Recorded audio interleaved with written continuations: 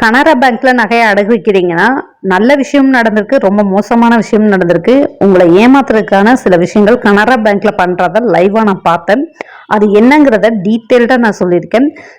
So கண்டிப்பாக கனரா பேங்க்லேயோ இல்லை மற்ற சில பேங்க்லேயோ சில விஷயங்கள் சொல்கிறத அக்செப்ட் பண்ணாதீங்க, கேட்காதீங்க, ஃபாலோ பண்ணாதீங்க. 1 இயர் பிஃபோர் நம்ம அடகு வைக்கும் போது நமக்கு கிடைக்கிற அமௌண்ட் வந்து பார்த்தீங்கன்னா 1,44,000 ரூபா. 1 இயர் ஆஃப்டர் நமக்கு வந்துட்டு அதே சேம் நகைக்கு வந்து பார்த்தீங்கன்னா 2,10,000 ரூபா. 1 இயர் கழிச்சு தான் நம்ம நகையை திருப்ப போகிறோம். அப்படிங்கிற பட்சத்தில் நமக்கு வந்து என்ன பண்ணுறாங்கன்னா, இது ரெண்டையும் கம்பேர் பண்ணும்போது அவங்க தான் எக்ஸ்ட்ராவாக நமக்கு அமௌண்ட் கொடுக்கணும் பேங்க்கில். ஆனால் நம்மக்கிட்ட extra. Hi friends, welcome to golden money savings video. இன்றைக்கி என்ன வீடியோ பார்க்க போகிறோம்னா, கனரா பேங்க்கில் வந்து பார்த்தீங்கன்னா இப்போ புதுசாக ஒரு ரூல்ஸ் போட்டிருக்காங்க. ஸோ அந்த ரூல்ஸில் வந்துட்டு நீங்கள் நகையை அடகு வச்சவங்களுக்கு கண்டிப்பாக பெரிய சிக்கல் இருக்குது. ஸோ அது என்னங்கிறத நான் சொல்லிடுறேன். அதை நீங்கள் ஃபாலோ பண்ணணுமா இல்லை வேண்டாமா, எப்படி பேசணும் அப்படிங்கிறத நீங்கள் புரிஞ்சுக்கோங்க. ஃபஸ்ட்டு வந்து கனரா பேங்க்லலாம் புதுசாக ஆரம்பத்தில் இருந்த ரூல்ஸ் வந்து பார்த்திங்கன்னா, ஆர்பிஐ பிரகாரம் பார்த்திங்கன்னா நம்ம எவ்வளோ லோன் வச்சுருக்கோமோ அந்த லோனுக்கான வட்டி ப்ளஸ் லோனு, இப்போ 1,00,000 ரூபா வச்சுருக்கோம் ப்ளஸ் 10,000 ரூபா வட்டினா ரெண்டையும் பே பண்ணிவிட்டு நம்ம நகையை திருப்பிடணும். மறுநாள் போயிட்டு அடகு வைக்கணும். இல்லை அப்படின்னா இன்னொரு ரூல்ஸ் என்னென்னா, நம்ம வந்து என்ன பண்ணால் வட்டியை பே பண்ணிவிட்டு லோனை வந்து இன்னொருத்தவங்க பர்சன், அதாவது இப்போ நான் வந்து 1,00,000 ரூபாய்க்கு அடகு வச்சுருக்கேன் அப்படின்னா என்னோடதுக்கு வட்டி வந்து 10,000 ரூபாய். ஸோ 10,000 ரூபாய் வட்டியை என்னோட அக்கௌண்ட்டில் நான் போட்டுருவேன். ஸோ என்னோட அக்கௌண்ட்டில் போட்டுட்டு 1,00,000 ரூபாய் லோனை வந்து என்ன பண்ணுவேன்னா என் ஹஸ்பண்டோடதில் மாற்றி வச்சுருவேன். ஸோ 10,000 ரூபாய் வட்டியை மட்டும் பிடிச்சிப்பாங்க. 1,00,000 ரூபாய் லோனை வந்துட்டு ஹஸ்பண்டோடதில் புதுசாக அவருக்குன்னு அக்கௌண்ட் ஓப்பன் பண்ணி அதில் மாற்றி வச்சுக்கலாம். இப்படி தான் இருந்துச்சு. இப்போது புதுசாக என்ன பண்ணிட்டாங்கன்னா, நிறைய பேர் போயிட்டு பேங்க்கில் சண்டை போட ஆரம்பிச்சிட்டாங்க. ஆக்சுவலாக இருக்கிறவங்க வந்து என்ன பண்ணுறாங்கன்னா, ஹஸ்பண்டோட நேமில் மாற்றி ட்ரான்ஸ்ஃபர் பண்ணி வச்சுக்கிறாங்க அக்கௌண்ட்டு. அதாவது கோல்டு லோனை மாற்றி வச்சுக்கலான்னு சொல்கிறாங்க. இல்லாதவங்க சிங்கிள் பேரண்ட்டாக இருக்கிறவங்க என்ன பண்ண முடியும் அப்படிங்கிற மாதிரி கேட்டதுக்கு அவங்க வந்து புதுசாக ஒரு விஷயம் வந்து கொண்டு வந்திருக்காங்க. அது என்னால் சத்தியமாக அக்செப்ட் பண்ணவே முடியலை. ஸோ அது சொல்கிறதுக்கு முன்னாடி நான் ஒரு 5 சவரனை வந்து நம்ம அடகு வச்சோம் அப்படின்னா எவ்வளோ வந்துட்டு 1 இயர் பிஃபோர் கிடைக்குது, 1 இயர் ஆஃப்டர் கிடைக்குது அப்படிங்கிறத நான் சொல்லிடுறேன். ஏன்னா அப்போ தான் உங்களுக்கு வந்துட்டு அந்த ஃபைனலாக நான் சொல்ல போகிற விஷயம் உங்களுக்கு கரெக்டாக கனெக்ட் ஆகும். ஃபஸ்ட்டு வந்துட்டு எக்ஸாம்பிளுக்கு ஒரு 5 சவரன் எடுத்துக்கிட்டோன்னா 40 கிராம் நம்ம வந்து ஒரு 30 கிராம் வந்து கையில் எடுத்துக்கலாம். சாரி, 38 கிராம் கையில் எடுத்துக்கலாம். ஏன்னா 2 கிராம் கல்லோ இல்லை வந்துட்டு அவங்க கண்டிப்பாக வந்துட்டு 1 கிராம் 2 கிராம் கழிப்பாங்க. ஸோ அந்த ரீசன் பிரகாரம் 38 கிராம் நம்ம எடுத்திருக்கோம். இப்போ 5 சவரனை கொண்டு போய் அடகு வைக்கிறோன்னா 1 கிராம் வந்து பார்த்தீங்கன்னா 5,500 ரூபாய் கிட்ட கொடுக்குறாங்க. ரேட் ஆஃப் இன்ட்ரெஸ்ட் வந்துட்டு 8.75%. ரேட் ஆஃப் இன்ட்ரெஸ்ட் வந்து குறைஞ்சிருக்குங்க. இத்தனை வருஷத்தில் நான் கனரா பேங்க்கில் வச்சுருக்கேன். ஆனால் இது வரைக்கும் ரெடியூஸ் ஆகி நான் பார்த்தது கிடையாது. ஆக்சுவலாக வந்து பார்த்திங்கன்னா 8 இருந்துச்சு, 7.4 இருந்துச்சு, அப்புறம் வந்து 8 மாறிச்சு, அப்புறம் 8.5 இருந்துச்சு, அப்புறம் 9 மாறிச்சு. இப்போ வந்து பார்த்திங்கன்னா இப்போ 8.75 குறைஞ்சிருக்கு. ஸோ இது ரொம்ப ரொம்ப நல்ல விஷயம், ஹாப்பியாக இருந்துச்சு எனக்கு. ஸோ ஏன்னா நான் வந்துட்டு பழசு எனக்கு வந்து பார்த்திங்கன்னா 1 இயர்க்கு முன்னாடி வச்சதில் 9% போட்டிருந்தாங்க. ஆனால் எனக்கு ரேட் ஆஃப் இன்ட்ரெஸ்ட் போட்டது இந்த இன்ட்ரெஸ்ட்டுக்கு தான் போட்டிருக்காங்க. நான் நினச்சேன் அந்த கார்டில் என்ன இருக்கும் அதை தான் போடுவாங்கன்னு நினச்சேன். பட் இதுதான் போட்டிருந்தாங்க. அதாவது இப்போ சேஞ்ச் பண்ண இன்ட்ரெஸ்ட்டை போட்டு தான் பழசுக்குமே எனக்கு வாங்கினாங்க. ஸோ இது யார் நோட் பண்ணீங்க என்னன்னு சொல்லிட்டு கீழே கமெண்ட் பண்ணுங்கள். கனரா பேங்க்கில் வந்துட்டு ரேட் ஆஃப் இன்ட்ரெஸ்ட்டு குறைஞ்சிருக்கு. 9%லேருந்து 8.75% குறைஞ்சிருக்கு. ஸோ இப்போ வந்து பார்த்திங்கன்னா 38 கிராம் இன்ட்டு 5,500 போட்டோம்னா நமக்கு கிடைக்கிற அமௌண்ட் வந்துட்டு இப்போ நம்ம 5 சவரன் வச்சோம்னா 2,09,000 ஃபைனலாக ஒரு 2,10,000 அந்த மாதிரி கூட வாங்கிக்க முடியும். ஸோ அதுக்கு இயர்லி இன்ட்ரெஸ்ட் வந்து பார்த்திங்கன்னா 18,288 ரூபாய் வரும். 9% இருந்துச்சுன்னா 18,810 ரூபா வரும். ஸோ இது வந்து 9% இருந்துச்சுன்னா, பட் 9% இப்போ கிடையாது. இப்போ வந்துட்டு இதுதான் வந்துட்டு கரண்ட்டில் போயிட்டுருக்கு. இன்ட்ரெஸ்ட்டு ரேட் ஆஃப் இன்ட்ரெஸ்ட் குறைஞ்சிருக்கு கனரா பேங்க்கில். ஸோ அதே மாதிரி 1 கிராமுக்கு வந்துட்டு 5,500 ரூபாய் கொடுக்குறாங்க. ஸோ நமக்கு வந்துட்டு 38 கிராம நமக்கு அடகு வச்சா 2,09,000 ரூபாய் கிடைக்குது. ரேட் ஆஃப் இன்ட்ரெஸ்ட் வருஷத்துக்கு வந்து பார்த்திங்கன்னா 18,298 ரூபாய் 88 ரூபாய் வருது. ஸோ இது ஒரு விஷயம். இதுவே 1 இயர் பிஃபோர் முன்னாடி நம்ம அடகு வச்சுருந்தோம்னு நினச்சிக்கோங்களேன். 1 இயர்க்கு முன்னாடி 1 கிராம் 3,800 ரூபாய் கொடுத்துட்டு இருந்தாங்க. So 1 gram 38 gram. So 38 gram 3800ன்னு போட்டோம்னா 1,44,000 ரூபாய். ஸோ 1,44,000 ரூபாய் நமக்கு வந்து பார்த்தீங்கன்னா 1 இயருக்கு முன்னாடி அடகு வச்ச நகைக்கு கொடுத்த அமௌண்ட்டு 1,44,000 ரூபாய். அப்போது நான் ஒரு 5 சவரனை கொண்டு போயிட்டு 1 இயருக்கு முன்னாடி நான் அடகு வச்சிருக்கேன். எனக்கு கொடுத்த அமௌண்ட்டு 1,45,000 கூட வச்சுக்கோங்களேன், ரவுண்டா 1,45,000 ரூபாய் கொடுத்துருக்காங்க. அதை நான் 1 இயர் கழிச்சு இப்போ நான் திருப்ப போகிறேன். அப்போ திருப்ப போகும்போது எனக்கு கிடைச்சிருக்கிறது வந்து பார்த்தீங்கன்னா 2 லட்சத்து சில்லறை வந்து கிடைக்குது. ஆனால் 60,000 ரூபாய் கிட்ட எக்ஸ்ட்ரா தான் எனக்கு கொடுக்கணும்.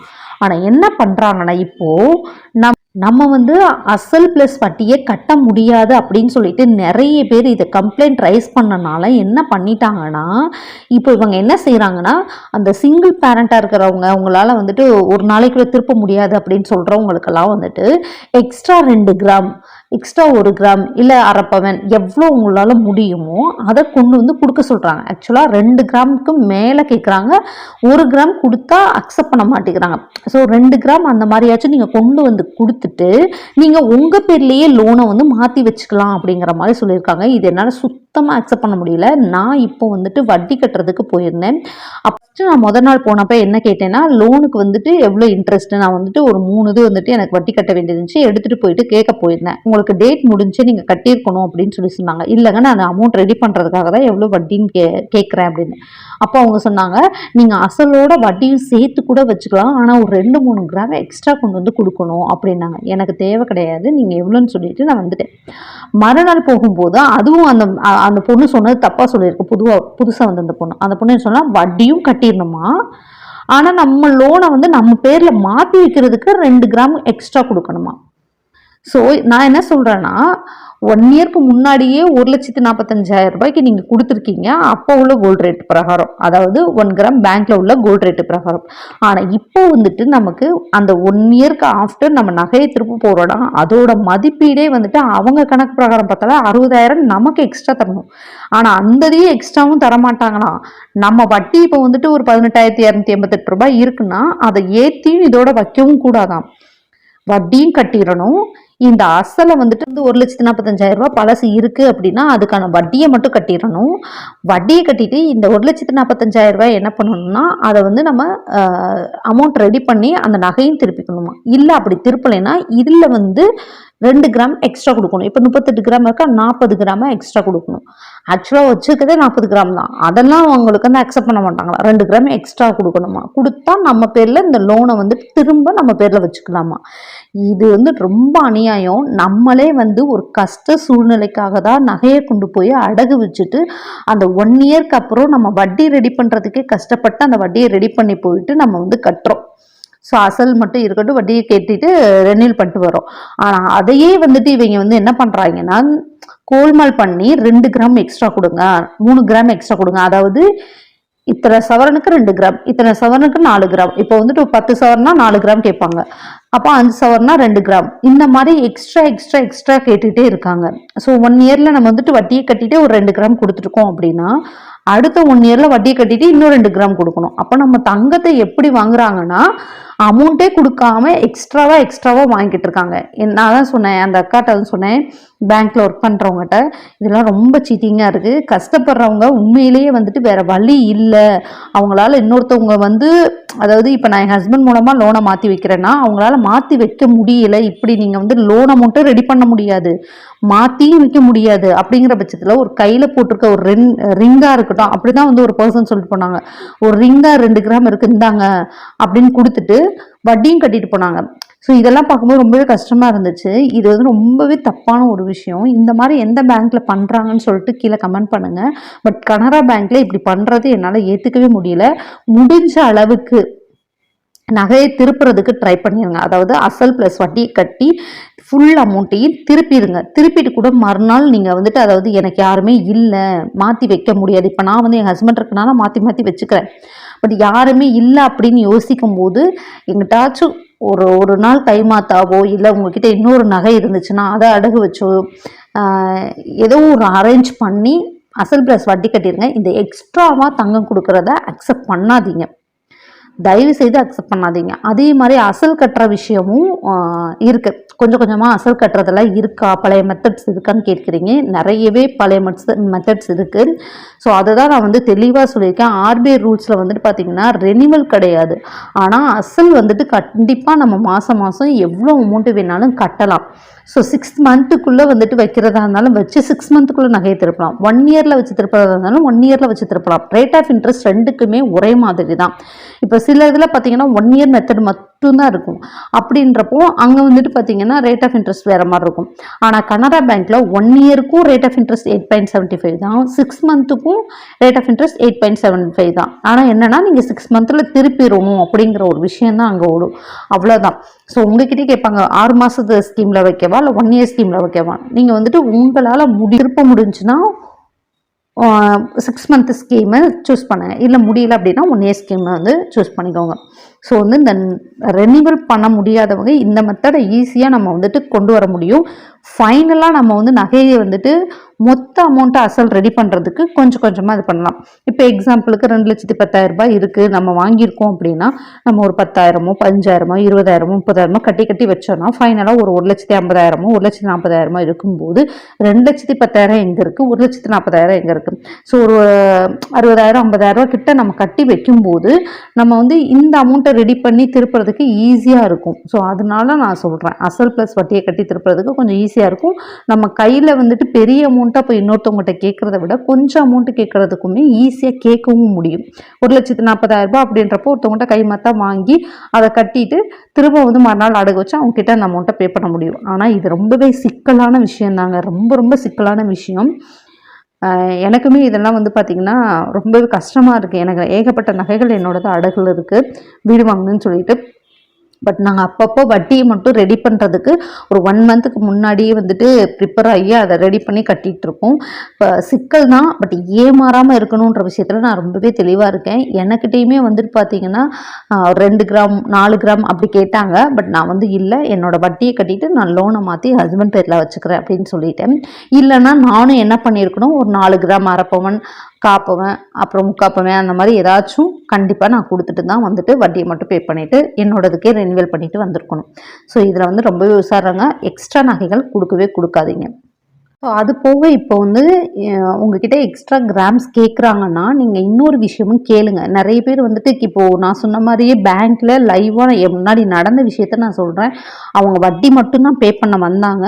பட் அவங்க 2 கிராம் எக்ஸ்ட்ரா கொடுத்தா உங்கள் பேர்லேயே லோனை ரெனிவல் பண்ணிக்கலான்னு சொன்னனால அவங்க கொடுத்துட்டு போயிட்டாங்க. நான் என்ன சொல்கிறேன்னா 2 கிராம் எக்ஸ்ட்ரா கொடுப்போம்ல, இப்போ வந்து 2,10,000 ரூபாய்க்கு நான் அடகு வச்சுருக்கேன், என்னோட வட்டி 18,288 ரூபாய் இருக்குது அப்படின்னா இதை என்ன செய்றீங்கன்னா உங்களை ஒன்றும் கட்ட சொல்ல, அவங்களால முடியாத பட்சத்துக்கு அதை அசலில் ஏற்றி வச்சு 2,20,000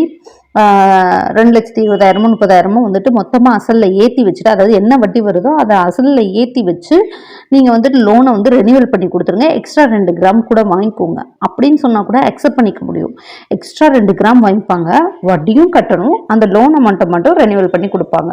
ஸோ இதுதான் ப்ரொசீஜர்னு சொல்லியிருக்காங்க. இது என்னால் அக்செப்ட் பண்ண முடியல. இந்த மாதிரி எந்தெந்த பேங்க்கில் யாராருக்கும் நடந்திருக்குன்றத தயவுசெய்து கீழே கமெண்ட் பண்ணுங்கள். நிறைய பேர் தெரிஞ்சுக்கிறதுக்கு வாய்ப்புகள் அதிகம். ஏன்னா இப்போ கனரா பேங்க்கில் நடந்தனால நான் வந்து எனக்கு வந்து நடந்த விஷயத்த நான் அப்படியே உங்ககிட்ட சொல்லிட்டேன்.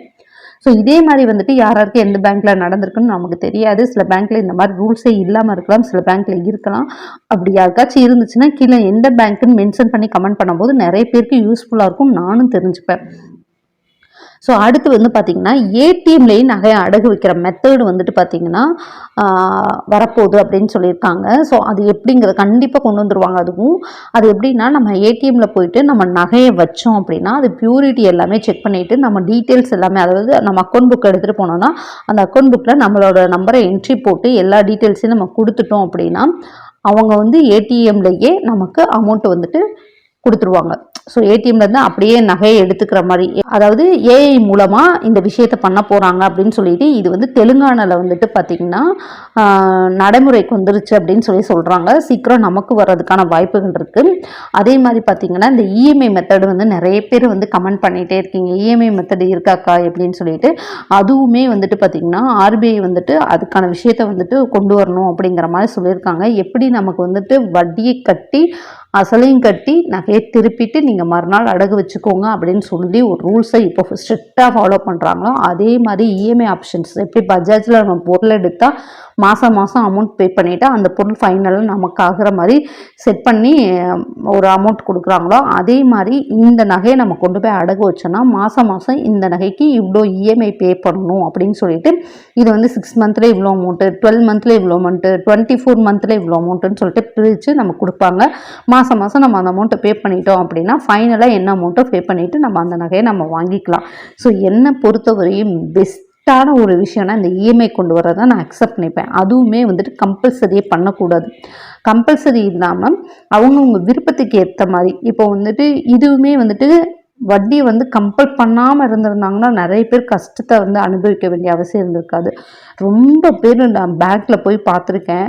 ஏன்னா 3 மாதம் கண்டினியூஸாக நான் போயிருக்கேன். ஜனவரி, பிப்ரவரி, மார்ச் எனக்கு வந்துட்டு கார்டு வந்துட்டு ஒவ்வொரு மாதமும் நான் ரெனியூவல் பண்ண வேண்டியிருந்துச்சு. 3 மாதமே அவ்வளோ பேர் அவ்வளோ கஷ்டத்தை வந்து சொல்லும்போது ரொம்பவே கஷ்டமாக இருக்குது. அமௌண்ட் வட்டியை ரெடி பண்ண முடிகிறவங்களுக்கே இவ்வளோ கஷ்டமாக இருக்குது. சுத்தமாக ரெடி பண்ண முடியாதவங்களாம் எவ்வளோ தூரம் வந்துட்டு திணறிட்டு எவ்வளோ நகைகள் வீணாக போயிட்டுருக்குன்றதை யோசிச்சு பார்க்கவே கஷ்டமாக இருக்குது. நிறைய பேர் திருப்பாமல் போயிருக்காங்க. ஏழை விடுற விஷயம் இப்போ அதிகமாக இருக்குது அப்படின்னு கூட பேங்க்கில் சொன்னாங்க. ஏன்னா நான் வட்டி கட்ட முடியல.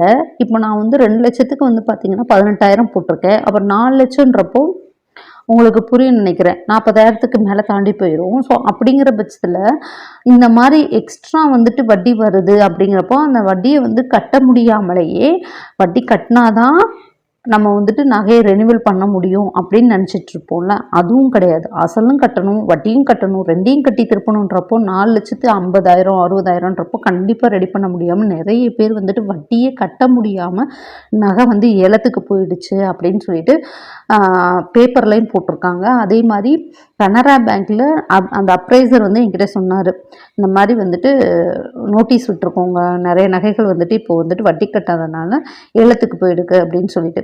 இன்னொரு முக்கியமான விஷயமும் நான் சொல்கிறேன். உங்கள் நகைக்கான டேட் ஆக்சுவலாக வந்துட்டு 18ஆம் தேதி என்னோட டேட் முடிஞ்சு 18/3க்கு அப்புறம் ஒரு 1 வீக் இல்லை 1 மந்த் கூட டைம் கொடுப்பாங்க. நமக்கான டைமிங் வந்துட்டு இப்போ முன்னாடி வந்து கொடுக்காம இருந்தாங்க. 18ஆம் தேதினா 19ஆம் தேதி ஆட்டோமேட்டிக்காக நம்மளோட லோன் நம்பரோட நகைகளோட டீட்டெயில்ஸ் எல்லாமே போயிட்டு சிஸ்டமேட்டிக்காக ஏலத்துக்கு போயிடும் அப்படின்னு தான் என்கிட்ட சொல்லியிருந்தாங்க. ஆனால் இப்போ அதுக்குமே என்ன பண்ணியிருக்காங்கன்னா ரெனிவலுக்கான 1 மந்த் டைம் கொடுத்துருக்காங்க. அதாவது வட்டியை ரெடி பண்ணி அசலை ரெடி பண்ணி கட்டி மரடகு வச்சுக்கிற மாதிரியும், இல்லை வந்து வட்டியை ரெடி பண்ணிவிட்டு அந்த எக்ஸ்ட்ரா 2 கிராம் பே பண்ணி கொடுக்குற மாதிரியும், இல்லை வந்துட்டு அவங்களோட ஹஸ்பண்ட் பேர்லேயோ அவங்க ரிலேட்டிவ் பேர்லேயோ லோனை மாற்றி விற்கிறதுக்கு வட்டியை கட்டி அப்படிங்கிற மாதிரி இதுக்கு 1 மந்த் வந்துட்டு நமக்கு டைம் கொடுத்துருக்காங்க நகையை ரெனிவல் பண்ணுறதுக்கு, வட்டி கட்டி ரெனியூவல் பண்ணுறதுக்கு.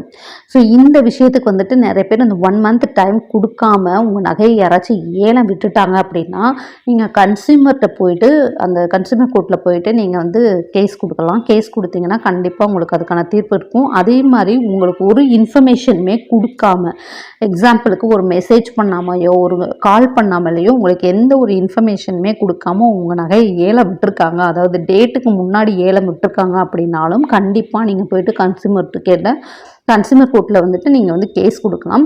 இவ்வளோ தூரம் பண்ணுறதுனால நிறைய பேருக்கு வந்துட்டு அது வந்து என்ன சொல்கிறது கரெக்டாக அமைஞ்சிருக்கு. நிறைய பேர்ன்றதை விட ஒரு சில எக்ஸாம்பிள் நான் சொல்கிறேன். இந்த மாதிரி வந்துட்டு டேட்டுக்கு முன்னாடியே அவங்க நகையை ஏல விட்டனால 50,000 ரூபா ஃபைன் கொடுத்து அவங்க நகைக்கான வட்டியை ஃபுல்லாக அந்த பேங்க்கே ஏற்றுக்கணும், நகையுமே வந்துட்டு அவங்க அசல் கட்டவே வேண்டாம், ஃபுல் நகையும் வந்துட்டு திருப்பி கொடுக்கணும் அப்படிங்கிற மாதிரி கேஸே வந்துட்டு ஃபைனல் வந்துட்டு ரிசல்ட் வந்திருக்கு. அந்த மாதிரிலாம் நடந்திருக்கு. ஸோ இதெல்லாம் நீங்கள் தெரிஞ்சுக்கோங்க. எந்த விஷயத்துக்கும் பயப்படாதீங்க, கரெக்டாக போய் பேசுங்க. நம்மளோட பக்கம் கரெக்ட் இருந்துச்சு அப்படின்னா நம்ம கரெக்டாக பேசலாம். ஸோ எனக்குமே ஃபஸ்ட்டு வந்துட்டு 18ஆம் தேதின்றப்போ 19ஆம் தேதியே எனக்கு வந்து பார்த்திங்கன்னா நீங்கள் வந்துட்டு நகையை திருப்பணும், வட்டி கட்டி அசல் கட்டி நகையை திருப்பிக்கோங்க, இல்லைன்னா வந்துட்டு ரெனிவல் பண்ண முடியாது, உங்களோட இன்னொரு பர்சன் மூலமாக நீங்கள் வந்துட்டு லோனை மாற்றி வச்சுக்கோங்க அப்படின்லாம் எனக்கு கால் வந்துச்சு. ஜனவரியும் பிப்ரவரியும். மார்ச்சில் வந்து பார்த்திங்கன்னா எனக்கு வந்து போய் எங்கள் ஹஸ்பண்ட் வந்துட்டு மேனேஜரை பார்த்து கேட்டாங்க, எங்களால் வந்துட்டு இப்போதைக்கு ரெடி பண்ண முடியாது, எனக்கு 1 மந்த் டைம் வேணும்னு கேட்டதுக்கு 1 மந்த் டைம் எடுத்துக்கலாம் சார், இப்போ எல்லாருமே அந்த மாதிரி நிறைய பேர் கேட்டனால இப்போ அக்செப்ட் பண்ணியிருக்காங்க அப்படின்னு சொல்லிட்டு 1 மந்த் டைம் கொடுத்துருக்காங்க. ஸோ இவ்வளோ விஷயங்கள் இருக்குது. இதெல்லாம் தெரியாமல் நிறைய பேர் பயந்து அதை வந்து போச்சு டேட் முடிஞ்சு அவ்வளோதான் நம்மளால் நகையை திருப்ப முடியாது அப்படின்றதுனால அந்த டேட் முடிஞ்ச உடனேயே அதுக்கான ஏற்பாடுகளை கூட பண்ணாமல் அப்படியே விட்டுறாங்க. டைம் இருக்குது, ஸோ அதுக்குள்ளேயும் ரெடி பண்ண முடிஞ்சுன்னா ரெடி பண்ணி நீங்கள் உங்களோட நகையை வந்து மீட்க முடியும். ஸோ இவ்வளோ விஷயங்கள் இருக்குது. இதெல்லாம் தெரியாமல் டப்பு டப்புன்னு முடிவு எடுத்துடாதீங்க, ஏமாந்துடாதீங்க. இனிமே வந்து நம்ம நகையை வந்து கரெக்டாக பாதுகாத்து அடகு வைக்கிறதுலையுமே இருக்கணும். ஏன்னா அங்கேயும் வந்து நிறைய விஷயங்கள் தப்பாக நடந்துகிட்ருக்கு. ஸோ நம்ம எல்லா இடத்துலையுமே நம்ம தெளிவாக இருந்தோம்னா நம்மளை ஏமாற்ற முடியாது. நம்ம தெளிவில்லாமல் ஏமாந்து போகணும்னு நினச்சிக்கிட்டு இருந்தீங்கன்னா ஏமாந்து தான் போக முடியும். ஸோ முடிஞ்ச அளவு எனக்கு தெரிஞ்ச விஷயங்களை நான் ஷேர் பண்ணியிருக்கேன். இது என்னோடய எக்ஸ்பீரியன்ஸை வச்சும் நான் கண்ணால் பார்த்ததை வச்சும் எனக்கு நடந்த விஷயங்களை வச்சு தான் நான் உங்களுக்கு ஷேர் பண்ணியிருக்கேன். ஸோ தெளிவாக சொல்லிடுறேன். கனரா பேங்க்கில் வந்துட்டு பார்த்தீங்கன்னா ரேட் ஆஃப் இன்ட்ரெஸ்ட் குறைஞ்சிருக்கு. அதே மாதிரி ஆர்பிஐ ரூல்ஸ் பிரகாரம் நோ ரெனிவல், இன்ட்ரெஸ்ட் மட்டும் பே பண்ண முடியாது, இன்ட்ரெஸ்ட்டை அசலில் ஏற்றி வைக்கவும் முடியாது. அதே மாதிரி பார்த்தீங்கன்னா நீங்கள் வந்து இன்ட்ரெஸ்ட்டு ப்ளஸ் வட்டி ரெண்டையும் சேர்த்து கட்டி நீங்கள் நகையை மீட்டுட்டு மறுநாள் தான் கொண்டு போய் அடகு வைக்கணும். அதே மாதிரி உங்களுக்கு டேட் முடிஞ்சுன்னா 1 மந்த் டைம் கொடுக்குறாங்க. உங்களுக்கு டேட்டுக்கு முன்னாடி வந்துட்டு உங்கள் நகையை ஏல விட்டுட்டாங்க அப்படின்னா நீங்கள் கன்சியூமர் கோர்ட்டில் போயிட்டு கேஸ் கொடுக்கலாம். கண்டிப்பாக அது உங்களுக்கு சாதகமாக தான் முடியும், ரொம்பவே சூப்பராகவே முடியும். ஸோ அதனால் அந்த மாதிரி பண்ணாங்க அப்படின்னா நீங்கள் தயங்காமல் இந்த விஷயத்தை ஸ்டெப் எடுத்துருங்க. எக்ஸ்கியூஸ் கூட கேட்டால் நீங்கள் கொடுக்காதீங்க, நீங்கள் போய் கன்சியூமர் கோர்ட்டில் கேஸ் கொடுத்துருங்க. ஸோ அதே மாதிரி பார்த்தீங்கன்னா நம்ம ஃபேமிலி மெம்பர்ஸ் மட்டும்தான், அம்மா அப்பா கூட பிறந்தவங்க ஹஸ்பண்ட் இவங்களை மட்டும் நம்பி அந்த விஷயத்தை பண்ணுங்கள். மற்ற யாரையும் நம்பி லோனை மாற்றி வைக்காதீங்க. ஸோ இவ்வளோ விஷயங்கள் இருக்குது. அந்த 2 கிராம் கேட்குற மேட்ரை மட்டும் நீங்கள் உங்களுக்கு தெரிஞ்சிருந்துச்சுன்னா கீழே கமெண்ட் பண்ணுங்கள். ஸோ இந்த வீடியோ உங்களுக்கு கண்டிப்பாக யூஸ்ஃபுல்லாக இருக்கும்னு நினைக்கிறேன். இந்த வீடியோ பிடிச்சிருந்தா லைக் பண்ணுங்கள், சப்போர்ட் பண்ணுங்கள், சப்ஸ்கிரைப் பண்ணுங்கள். வேறு ஏதாவது டவுட் இருந்தாலும் கீழே கமெண்ட் பண்ணுங்கள். Thank you so much. பாய்.